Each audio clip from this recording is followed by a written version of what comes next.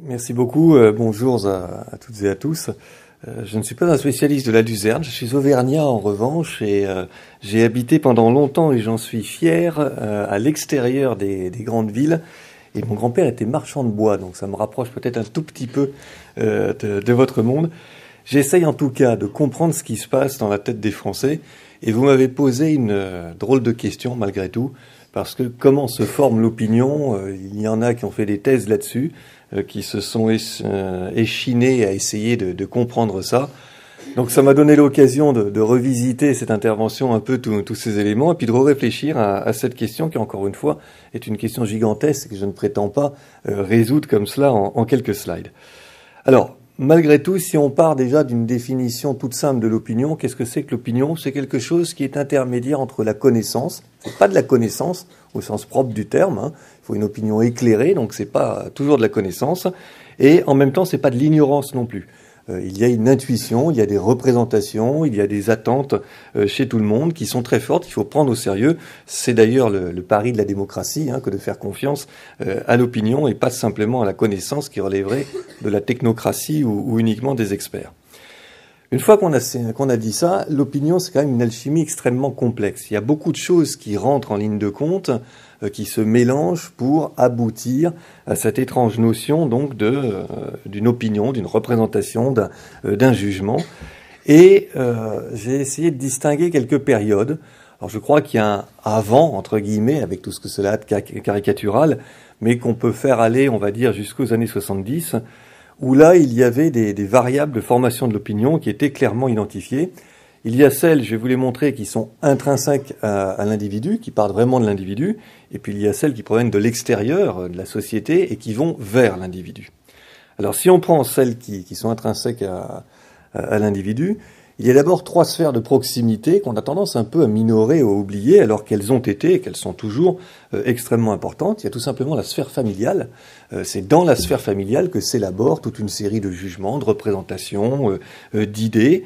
Et on va dire que jusqu'aux années 70, c'était une sphère paternaliste au sens technique du terme, hein, pas normatif, mais très verticale.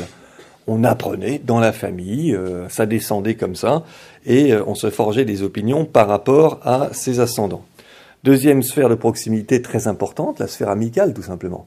C'est aussi dans l'échange avec ses amis, et il y aura, j'y vais tout de suite, la sphère professionnelle et ses collègues, que se forment des représentations et des opinions. Et ces sphères-là, elles étaient, jusqu'au moins aux années 70, elles étaient quand même relativement encadrées. Dans la sphère amicale du 19e ou du début du 20e, en tous les cas jusqu'à la première moitié du 20e, il n'y a pas énormément de diversité. Il y a une reproduction qui est tout à fait incroyable. Il y a un livre qui m'avait terrifié, que j'avais lu quand j'étais étudiant, qui s'appelle Tel père, tel fils, d'un sociologue, Tello, et qui montrait à quel point la femme ou l'homme que nous épousons, les amis que nous avons, sont conditionnés par l'héritage, l'endroit où nous vivions et tous ces éléments. Donc ça crée de la pesanteur. Et l'opinion, elle se fabrique d'abord à travers ces sphères de proximité. On a trop tendance, je crois, à l'oublier. Deuxième ingrédient qui a été très fort pendant des décennies, voire des siècles, la position sociale, bien évidemment. La bourgeoisie, le prolétariat, ce sont des choses qui ont existé, forgé une vision du monde. Il faudrait y ajouter évidemment également le statut d'indépendant. Vous n'aviez pas la même vision du monde suivant que vous étiez un ouvrier à la chaîne ou un membre de la bourgeoisie ou encore un indépendant. Ça forge des expériences mais aussi des représentations et des jugements. Troisième ingrédient, l'âge. Il faudrait dire l'âge et la génération. Parce que c'est au moins tout aussi important et peut-être encore plus important. Mais on n'a pas forcément les mêmes opinions à 18 ans et à 60 ans. Et les générations, c'est un phénomène très important dans la fabrique d'une opinion. On appartient à une génération. On a été marqué par des événements. On est forgé aussi à l'aune d'un certain nombre de filtres et de représentations. Et ces représentations-là, elles peuvent nous suivre toute une vie, en tous les cas pendant longtemps. Donc toujours dans ces variables très, très personnelles, il y a évidemment l'âge qui joue beaucoup. Quatrième point, et vous me verrez venir, parce que c'est un des points qui a beaucoup changé aussi, c'est la mobilité. Est-ce qu'on est dans un monde mobile, ouvert, où il y a de l'échange, de l'ouverture, ou dans un monde relativement fermé. Pendant longtemps, le monde a été à horizon très, très fermé, et là aussi, ça jouait sur la formation des opinions, et évidemment, aujourd'hui, on est dans un monde beaucoup plus ouvert.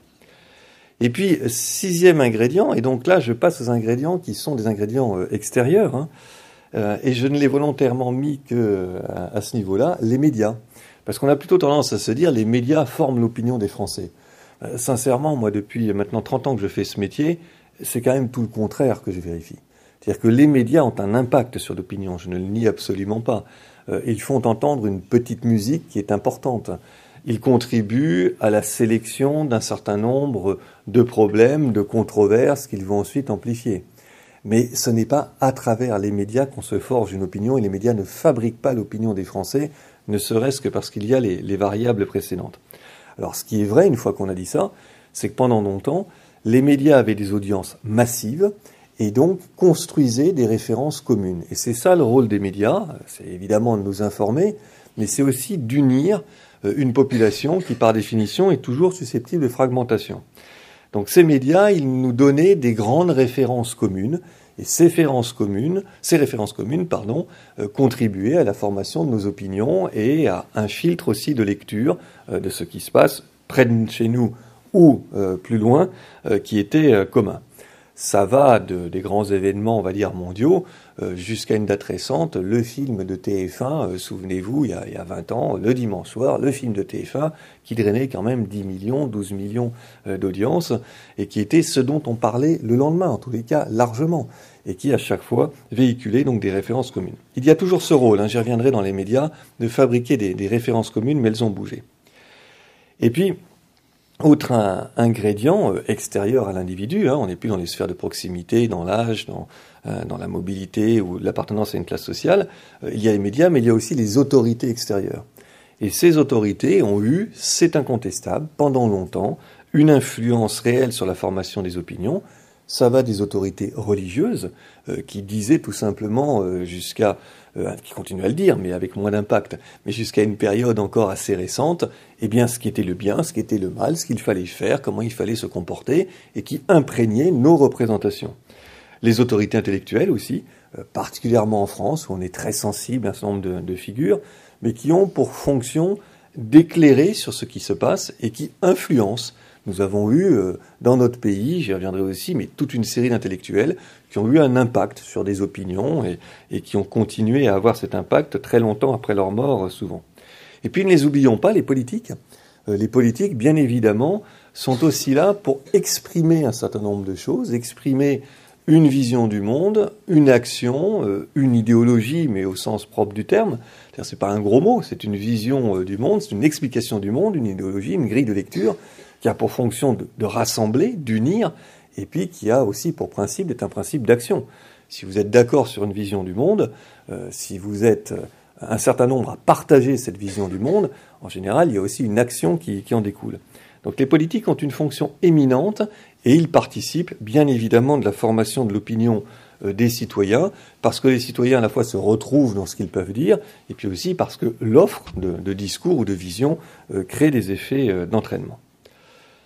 Dernier ingrédient, je ne sais pas pourquoi on a toujours l'ingrédient numéro 6 d'ailleurs, mais c'est l'école, bien évidemment, qui a forgé aussi l'école de la République, mais qui a forgé aussi pendant des décennies et des décennies, eh bien, des repères communs, des savoirs partagés, des origines aussi partagées. Quand on dit nos ancêtres les Gaulois, c'est une fiction historique, mais ça a un impact réel sur la formation des opinions. On sait bien qu'il y a toujours eu beaucoup plus de mobilité, que les choses ne se sont pas exactement passées comme on l'a dit pendant très longtemps dans les manuels scolaires, mais tout cela, encore une fois, crée des visions partagées et contribue à la fabrication d'un certain nombre d'opinions. Donc vous voyez, il y a beaucoup d'ingrédients, et en fait, c'est la première chose, je crois, qu'il faut essayer de retenir pour sortir des caricatures, c'est que l'opinion ne se forge pas mécaniquement à travers une ou deux variables, et en tous les cas, pas du tout à travers uniquement les médias. Alors, qu'est-ce qui s'est passé? Parce que ce que je vous ai montré là, et qui est un peu caricatural, j'en conviens tout à fait, mais qu'est-ce qui s'est passé en termes d'évolution au cours des dernières décennies? Je crois qu'on peut distinguer... Ah oui, pardon, dans ce système jusqu'aux évolutions que je vais vous présenter, Il y avait donc relativement peu d'expérience personnelle ou d'expérimentation. On ne s'autorisait pas forcément d'expérimenter tous azimuts. Ça, c'est quelque chose qui a totalement changé.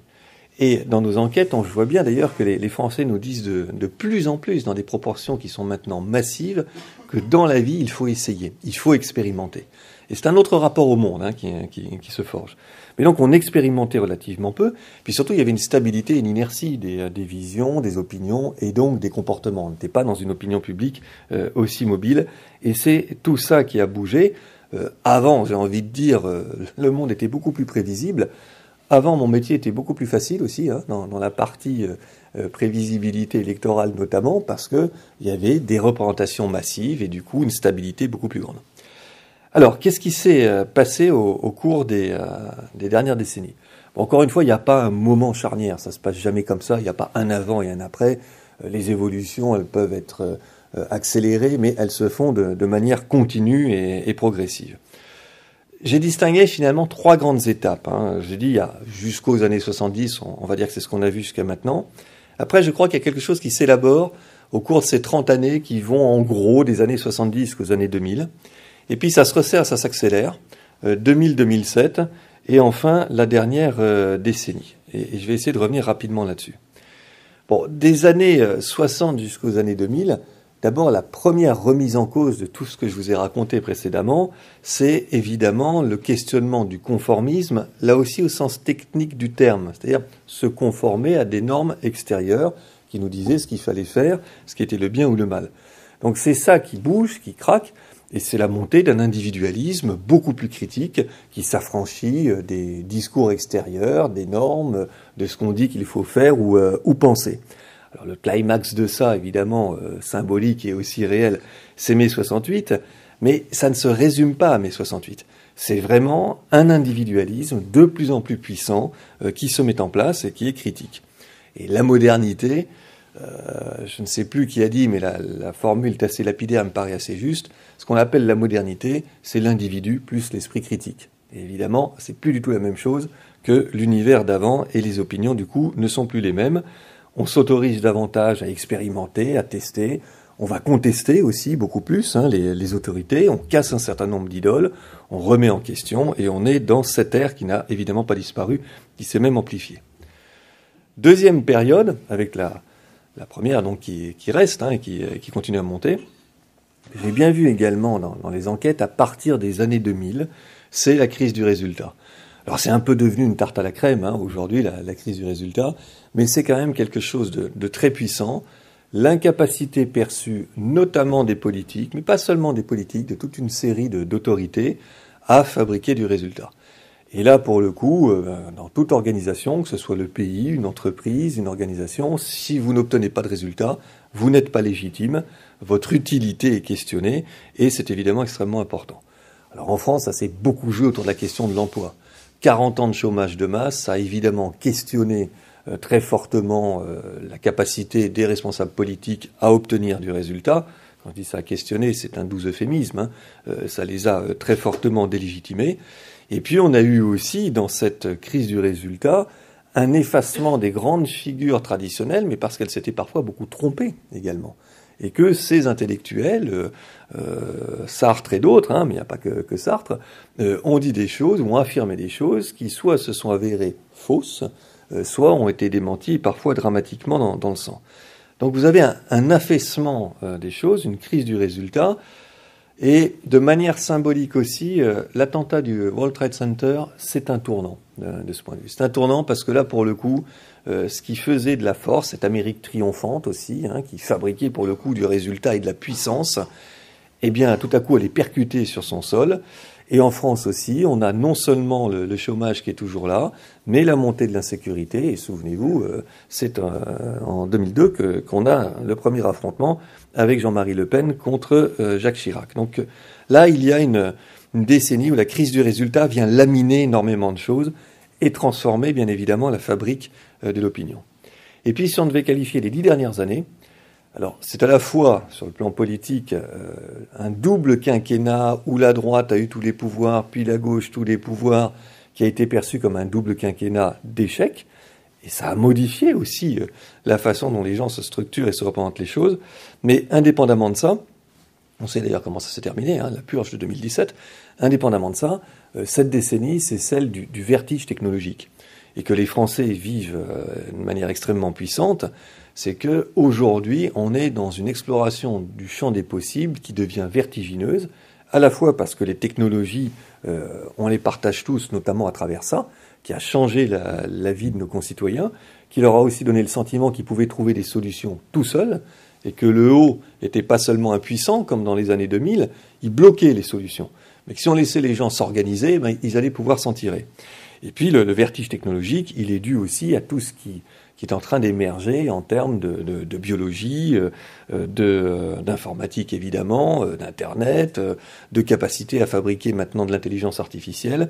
Et c'est ça qui contribue à donner le sentiment aux Français que le monde a fondamentalement changé, qu'il est fondamentalement complexe, mais aussi que l'opinion qu'on en a et les jugements qu'on se forme vont s'élaborer d'une façon tout à fait différente.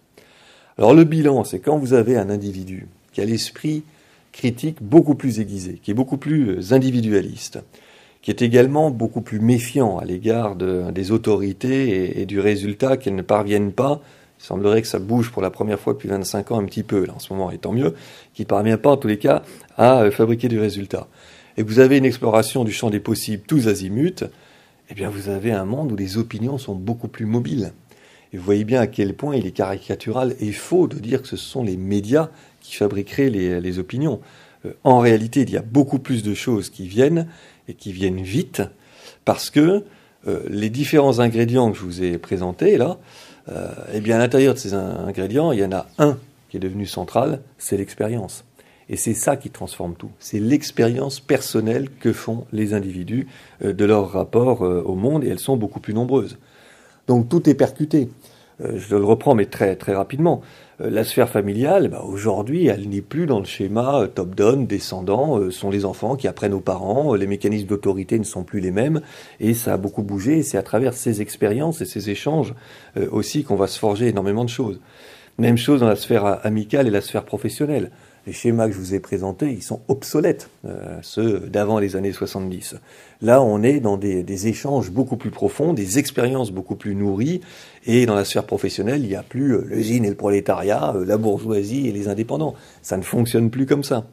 La position sociale également. Ces affrontements, en réalité, forgent beaucoup moins de vision du monde partagée, parce que la bourgeoisie, le prolétariat, même les indépendants, ne sont plus des catégories aussi homogènes, si tant est qu'on puisse encore les utiliser de cette façon. L'âge et la génération, dont je vous disais, variable importante, c'est tout bête, avec une augmentation de la durée de vie, vos expériences augmentent, vous faites de plus en plus d'expériences et vous vous autorisez des choses aujourd'hui que vous ne vous autorisiez pas forcément il y a 10 ans, il y a 15 ans, il y a 20 ans. Tout ce qui se passe autour des très âgés, ou en tous les cas de ceux qui ont plus de 70 ans, dont on découvre qu'en réalité ils peuvent avoir une vie à part entière et complètement nouvelle, c'est aussi une vie d'autres expériences. Et tout ça fait que les opinions évidemment bougent, et la mobilité est aujourd'hui un des phénomènes centraux. Donc à chaque fois, l'expérience que vous avez est ce qui va fabriquer votre rapport au monde et contribuer à vous fabriquer des opinions. Un mot sur les médias. Avant, c'était il y a 15 ans, à peine, il y avait dans notre pays 7 chaînes de télévision et le smartphone n'existait pas. Aujourd'hui, je ne vais pas vous le refaire, mais il y a plus de 70 chaînes. Les chaînes d'information continue ont explosé, elles sont plus nombreuses, elles sont en concurrence. Donc tout cela aussi fait que vous n'avez plus des audiences massives, elles sont fragmentées ces audiences. Les meilleures audiences, ça devient du 4 ou du 5 millions. Et là, la chaîne se dit formidable, on a fait un énorme coup. Et puis surtout, la défiance à l'égard des médias est devenue extrêmement puissante. C'est-à-dire que les Français pensent à plus d'1 sur 2 que les choses ne se sont pas passées comme la télévision ou la radio les racontent. Vous imaginez ? Il y a des gens qui parlent à la radio ou à la télévision, et vous avez un Français sur 2 qui dit « Macache Bono, il nous raconte des carabistouilles, ça ne s'est pas passé comme ça ». Donc quand on dit que les médias forgent l'opinion, non, la défiance est devenue beaucoup trop forte. Et puis je passe vite sur les maîtres à penser, les autorités d'aujourd'hui, qui ont été très largement délégitimés. sur l'école aussi, qui s'est profondément transformée, avec une attention centrée autour de l'expérience. D'abord, il y a davantage d'individus qui font des études, mais on essaye aussi de personnaliser davantage les enseignements, d'expérimenter différents types d'enseignements. Donc les référentiels sont moins partagés, c'est toute la difficulté, et parfois tout le drame. C'est qu'on n'a plus, du coup, à travers l'école, la formation d'une opinion publique un peu homogène ou ayant des référentiels partagés. Donc ça a bougé. Ce qu'il faut en déduire très, très rapidement, parce que je voudrais qu'on aille aussi sur ce qui peut vous concerner plus directement, c'est qu'on fait confiance à ses pairs, beaucoup plus qu'aux experts, qui ont été très largement également touchés par cette crise de l'autorité et de la légitimité, et qu'on se forge donc ses opinions à travers une expérience plus personnelle. Alors ça pose une gigantesque question, qui est, je crois, celle pour laquelle vous m'avez fait venir, qui est dans un tel contexte, comment est-ce qu'on réussit à se faire entendre et à faire passer un certain nombre de messages? Et c'est donc pas évident, puisque les variables sont extrêmement nombreuses.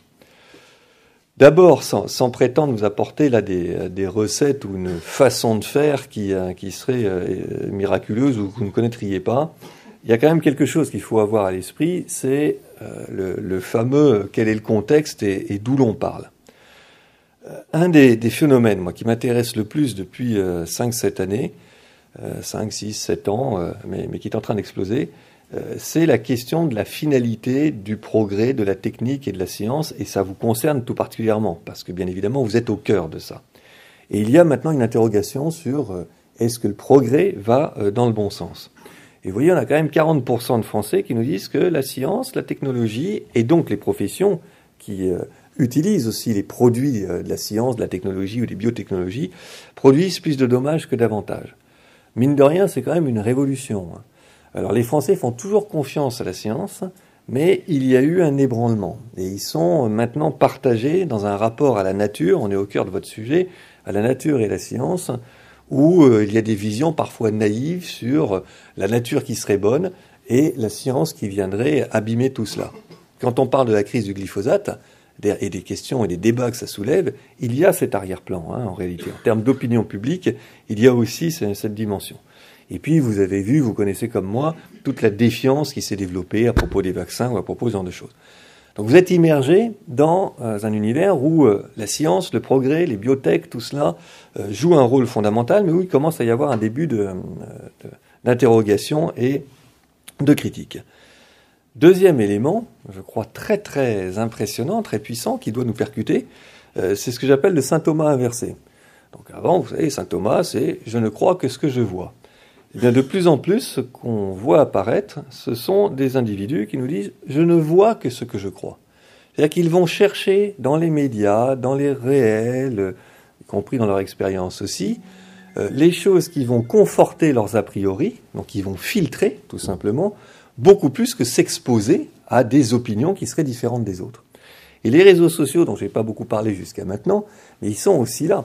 C'est pas un échange, c'est pas un espace d'échange et de confrontation, très peu les réseaux sociaux.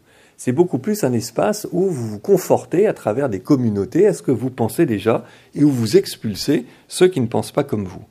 Donc c'est très compliqué évidemment d'interagir dans cet espace-là parce que vous avez de plus en plus des gens qui en réalité s'enferment dans des bulles où ils vont aller conforter ce qui relève de leurs a priori. Et puis vous avez aussi des raisonnements qui se font parfois de moins en moins sur de l'argumentation, et ce n'est qu'à travers l'argumentation et la rationalité que vous pouvez échanger et convaincre malgré tout. Et puis dans ce contexte, vous êtes aussi, alors au sens large, là, je pense les agriculteurs, confrontés à des questions qui sont des questions extrêmement larges, importantes. Est-ce que vous arriverez à nourrir la planète ? Il y a un petit début d'inquiétude qui est en train de monter sur la démographie mondiale. Les Français entendent cette petite musique et comment est-ce qu'on va les nourrir. Et puis en même temps, il faut, et on attend ça des agriculteurs, nourrir la planète, mais à quel prix ? Comment est-ce qu'on va répondre à des demandes de qualité ? Comment est-ce qu'on va répondre à des demandes de local ? Et vous voyez bien ces espèces de contradictions internes. Il y a la mondialisation, il faut nourrir la planète, puis en même temps, il y a une volonté de consommer et de produire au niveau local pour d'autres raisons, pour des raisons qui peuvent être aussi environnementales ou liées à la qualité. Et puis il y a toujours la question de l'accessibilité et du prix. Et tout cela rentre dans une problématique du mieux-être et pas simplement de la production. Donc la première bonne question à se poser, c'est celle de l'émetteur. C'est qui parle. Et vous avez, vous, au sens large, une bonne image. Je tiens à le redire, parce que parfois ce n'est pas suffisamment su, mais vous le voyez ici, enquête après enquête, on le vérifie, les agriculteurs ont une très bonne image, 77% de bonne image de l'agriculture dans l'opinion publique, ça vous met largement devant beaucoup d'autres secteurs. Et puis ce qu'on attend de vous, c'est à la fois quelque chose qui se joue au niveau de la préservation des ressources naturelles qui sont maintenant perçues comme menacées, mais aussi la préservation de la qualité d'un certain nombre de productions. Donc il y a beaucoup d'attentes et il y a un a priori positif en réalité sur l'agriculture. Alors c'est d'autant plus important d'avoir ce bon matelas d'image initial que vous êtes aussi dans un espace qui est souvent saturé, au moins médiatiquement, par toute une série de crises. Donc vous partez avec cet a priori, c'est très important, qui est un a priori solide. Il vaut mieux être un agriculteur qu'un banquier pour faire entendre un message et être crédible. Alors deuxième question, une fois que celle de l'émetteur est posée et qu'elle est positive, en l'occurrence, comment est-ce qu'on est crédible? La question centrale, c'est quand même la crédible, d'être crédible. Et là, moi je crois que dans cet univers qui est devenu très complexe, vous voyez bien qu'il y a plein de variables qui jouent sur la formation d'une opinion. L'expérience, ça joue beaucoup. Il faut impérativement avoir des messages à la fois puissants et simples et bien définir votre raison d'être.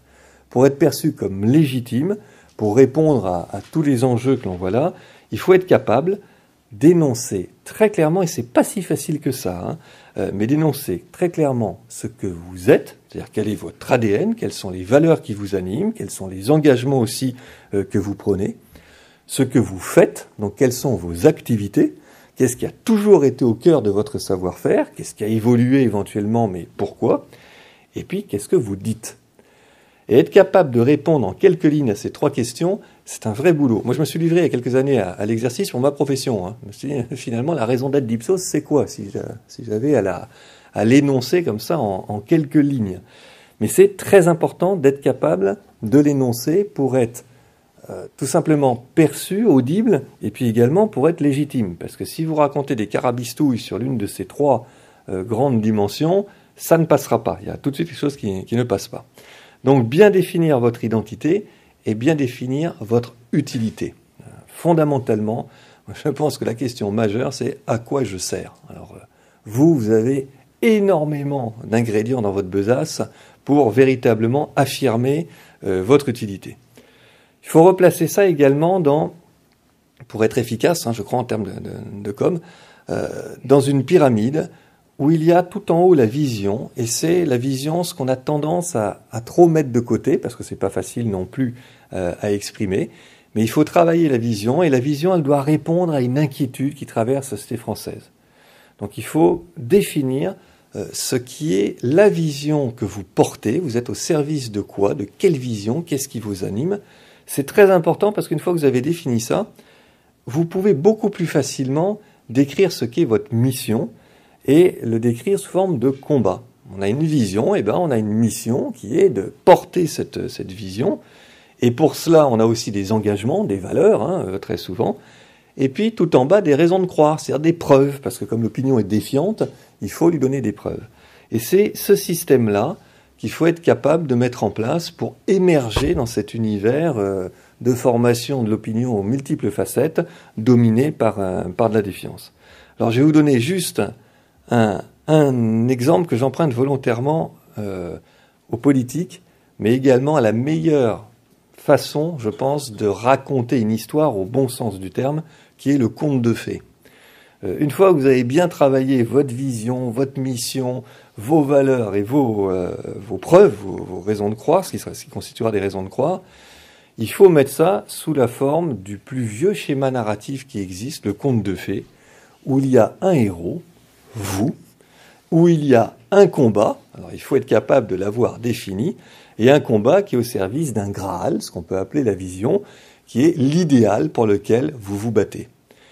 Et on a tendance dans notre vie commune à ne pas faire ça, parce qu'évidemment on est pris par des enjeux de court terme, et puis on passe pas son temps à élaborer sur la vision, le Graal, ou ce genre de trucs. moi le premier et vous également. Mais si on s'arrête, vous avez un Graal. J'en suis absolument convaincu. Et il y a une vision qui vous anime. Si vous la mettez en mots et si vous structurez ça autour d'un combat dont vous êtes le héros, vous êtes tout de suite beaucoup plus saillant et donc beaucoup plus audible. Et vous êtes capable d'émerger, de contribuer à des opinions qui seront des opinions positives sur vous. Elles le sont déjà en tant que profession, mais également sur vos enjeux et vos combats. Donc c'est ça qui est important parce que ça permet de forger une histoire où vous fédérez les gens autour de votre Graal et de votre combat. Sinon c'est plat et sinon vous n'émergez pas. Et je vais vous donner juste un exemple.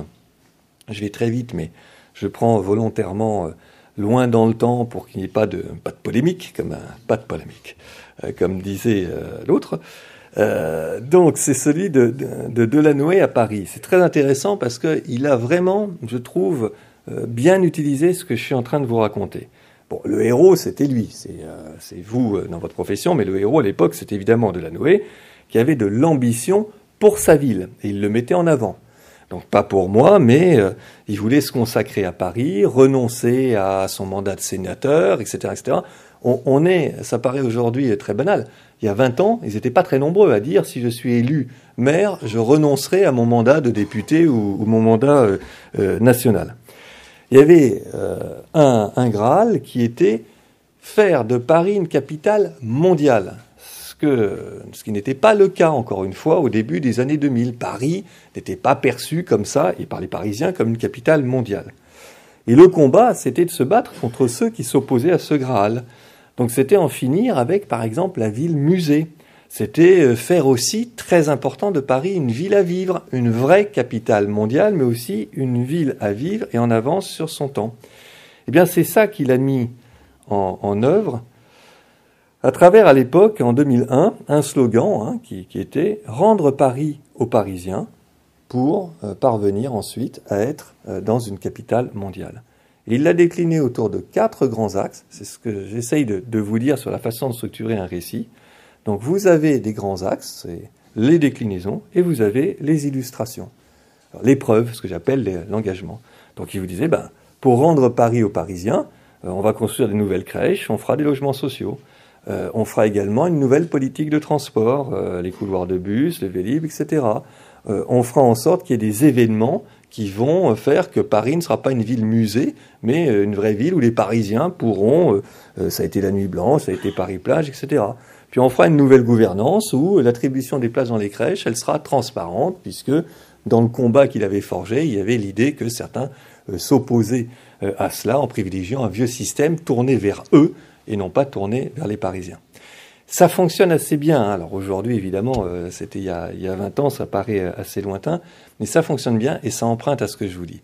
Et c'est juste ça que je voulais essayer de vous apporter, si je puis dire, aujourd'hui. C'est l'opinion, elle se forge de multiples manières avec l'expérience qui a fonctionné, qui a pris une place prépondérante et pas seulement à travers les médias. 2, le récit, il faut l'élaborer à travers un certain nombre d'engagements, de visions, de preuves, de combats. Et ça, je ne doute pas que vous soyez parfaitement à même de le faire et donc d'émerger positivement dans le système médiatique, aussi saturé et défiant soit-il. Merci. Merci Brice. Beaucoup. Bon, est-ce que vous avez perdu la bataille de la communication par chaos et est-ce que les bobos ont gagné? Pas du tout. Moi, je ne pense pas cela du tout une seconde. Si c'était le cas, vous n'auriez pas la bonne image que vous avez là. Donc il ne faut pas se dire qu'il y a les bobos qui auraient gagné et puis les agriculteurs qui n'existeraient plus dans l'opinion ou qui seraient décriés ou délégitimés. En revanche, je pense que vous avez des combats compliqués. Ça, c'est vrai. J'ai écouté la fin de votre intervention, monsieur, et ça, c'est évident.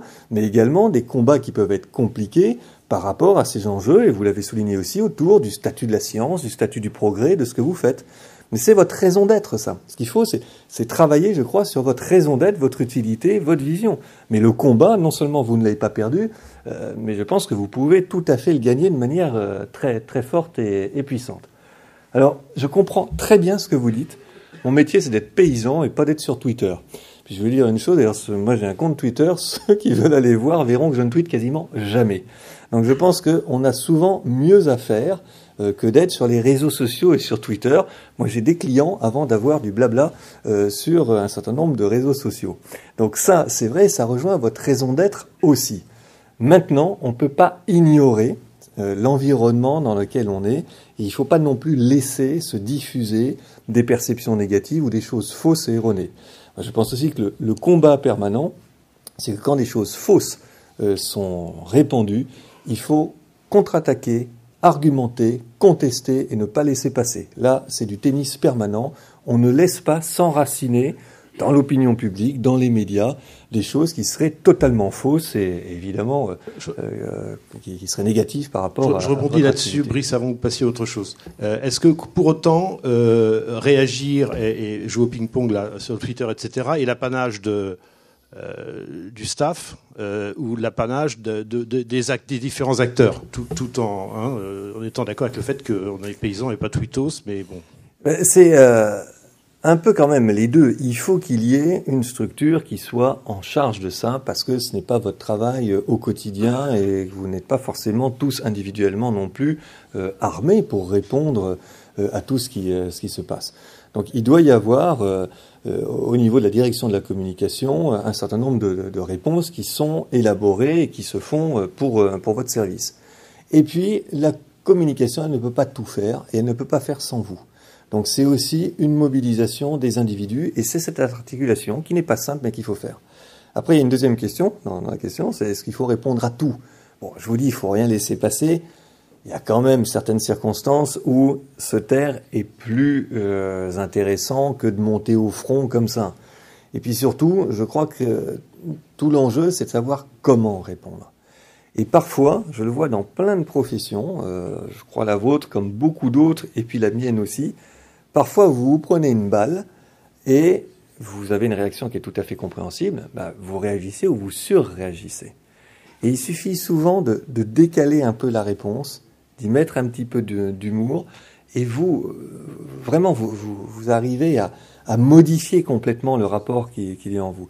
Je vais vous donner un exemple qui m'est arrivé personnellement, mais j'ai été surpris par... C'est tout simple, mais un jour, sur France 2, je crois, Delahousse me dit « Alors, vous faites un métier difficile ?» J'étais encore, une fois de plus, attaqué sur la prévision des sondages, etc., etc. Donc je lui dis oui, on fait un métier difficile, puis j'essaye d'argumenter. Il y a quelqu'un qui m'envoie un texto que j'ai adoré, qui me dit en gros, mon pauvre chouchou, tu fais un métier difficile, eh bien viens sur les chantiers me voir, et je te montrerai ce que c'est qu'un métier difficile. Honnêtement, j'ai éclaté de rire, j'ai trouvé que c'était excellent, et j'ai juste fait un petit cœur, vous savez, sur Twitter et tout. Cette même personne ensuite a retweeté ce que j'avais raconté, et l'a fait avec... merci à Teinturier, je crois que vous savez qu'il y a de l'humour, etc. Très souvent, il suffit juste de ça. Vous sentez... Il m'en collait une, honnêtement. J'ai ri parce que je trouvais qu'elle était tout à fait juste et pertinente. Mais il m'en collait une. Il suffit de pas surréagir et parfois vous faites basculer souvent l'opinion de ceux qui vous attaquent de manière finalement beaucoup plus efficace qu'avec aussi une argumentation très puissante ou de l'agressivité. L'agriculteur a une bonne image, oui, mais quel agriculteur?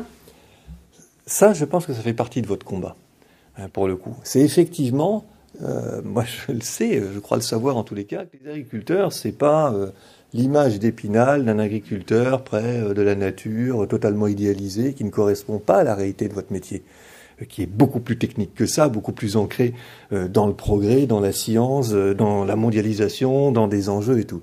Et bien, le combat, c'est d'expliquer ça. Alors, je ne pense pas que vous soyez enfermé dans cette image, mais ça fait partie des enjeux très importants que vous incarniez la modernité aussi. Pas simplement une espèce d'agriculture d'antan totalement fantasmée, mais la modernité et des gens qui, non seulement ont une utilité sociale essentielle, mais j'ai envie de dire totalement articulée aux enjeux d'aujourd'hui et de demain. Bon, les réseaux sociaux, oula, oui, il y en a beaucoup. Peut-être la première, les lobbies. Alors, les lobbying, vous en avez parlé aussi dans votre intervention, mais un mot sur les lobbying relayés par les médias. Est-ce que ceux qui dirigent tout, et j'imagine qu'ici, on pense plutôt au lobby écolo, quoi. Non, mais là aussi, ça, je ne crois pas. Je ne crois pas que ça fonctionne comme ça. Il n'y a pas Ce sont des lectures presque complotistes, hein, où on se dit qu'il y a des lobbies plus ou moins occultes qui viennent influencer et expliquer pourquoi il se passe ce qui se passe. Bien sûr qu'il y a des lobbies, ça existe à l'évidence, et ces lobbies, ces rapports de force s'entrechoquent. Mais il n'y a pas un lobby ultra dominant, il y a plutôt des rapports de force, des enjeux d'opinion, des complexités aussi réelles dans les décisions à prendre qui expliquent une situation. Donc je dirais pas que l'opinion publique elle est totalement influencée comme ça par des lobbies, ça serait revenir à une lecture comme celle qu'on avait avant les années 70. Encore une fois, l'expérience concrète que les individus font, c'est ça aujourd'hui qui forge le plus leur opinion. Donc c'est comme pour les médias, les lobbies ça existe, ça a de l'importance, ça forge une petite musique, mais ce ne sont pas les lobbies qui fabriquent l'opinion publique. Celle-ci est plus autonome et plus complexe. Alors peut-être, qu'est-ce qu'une vérité alternative posée par... Eh bien, c'est effectivement quelque chose parmi ce qui monte et qui est inquiétant. Je vous disais le rapport à la science qui se déplace. Ce qui monte aussi, c'est les lectures complotistes, et ça, c'est inquiétant. Et ce qui monte, c'est cette idée de vérité alternative. C'est un non-sens, une vérité alternative. La vérité, elle est ou elle n'est pas. Donc c'est quelque chose, ce qui est assez dogmatique hein, d'ailleurs, mais c'est quelque chose, vérité alternative, qui vise à faire passer pour vrai ce qui ne l'est pas. Le mot maintenant figure dans le dictionnaire d'Oxford, c'est tout ce qui relève aussi des fast-checking, des fausses informations qui sont utilisées et qui visent à délégitimer un certain nombre de points qui sont, et il faut tenir bon là-dessus, rationnellement éprouvés ou argumentés. Donc il faut se battre contre les vérités dites alternatives qui ne sont pas des vérités, qui sont la plupart du temps des constructions ou des mensonges ou des choses comme ça. Et c'est très inquiétant. Il y a quelques semaines, je ne sais pas si vous l'avez vu, la NASA a été obligée de démentir, c'était la première fois, par un communiqué, que non, elle n'avait pas des bases secrètes sur Mars dans lesquelles elle envoyait des enfants pour du trafic sexuel, contrairement à des rumeurs et à des vérités alternatives qui se déployaient aux États-Unis, et vous aviez 22-23% d'Américains qui croyaient à cela. Donc c'est une lutte, c'est un combat que d'arriver effectivement à se débarrasser des vérités alternatives, des lectures complotistes, et ce n'est pas simple, mais là encore une fois, moi je ne connais que l'espace de l'argumentation, avec éventuellement un peu d'émotion, mais avant tout l'espace de l'argumentation. Pour faire un glissement à l'esprit critique, là, qui est un peu ce qu'on vient de dire, mais en plus... J'adore la dernière. Ouais. Ah oui, ça vient de... Faut-il payer Karine Le Marchand pour que les lectures ne fassent pas que l'amour dans le pré? Bon, ça peut être la dernière question rigolote pour clore, mais avant encore 1 ou 2 minutes, l'esprit critique que vous évoquez semble parfois absent chez des groupes militants qui ont une forte influence, audience. Doit-on être méfiant à leur égard? Alors, vous avez déjà répondu de manière un peu composite à cette question, mais si on y revient, à chaque fois, vous savez bien que c'est une préoccupation importante de notre univers. Les militants, tout comme ils ont une opinion, pour le coup, extrêmement forgée. Ils sont pas toujours dans la nuance, et ils ont un combat. Alors ce combat, il peut être tout à fait noble, il peut être aussi au service d'une cause qui est frelatée. Donc tout dépend du combat qui est mené. Et quand on a des groupes militants qui ont une forte influence, ça existe. Hein, je ne nie pas du tout qu'il n'y ait pas de lobby, que les médias n'aient pas d'influence, qu'il n'y ait pas des groupes militants qui n'en aient pas, qui en soient dépourvus. Donc qu'est-ce qu'il faut faire? Eh bien, il faut être clair sur sa raison d'être, être clair sur sa vision, sur son combat, et répondre et argumenter. Par rapport à des groupes qui peuvent être contraires à ce que vous défendez, je pense qu'en permanence, nonobstant ce qu'on s'est dit, on ne répond pas toujours et à tout et systématiquement et n'importe comment, mais la ligne en tous les cas directrice, c'est effectivement d'affirmer, de réaffirmer votre raison d'être, votre utilité, votre vision, votre combat, et de mobiliser les preuves qui viennent crédibiliser cette vision et ce combat. Bon, eh bien, écoutez, pour Karine Le Marchand, on verra plus tard, avec un autre conseiller en communication. C'est pas moi. Non, puis moi, je fais des études d'opinion. Je vous propose d'applaudir Brice Teinturier. Merci à vous. Merci, Brice.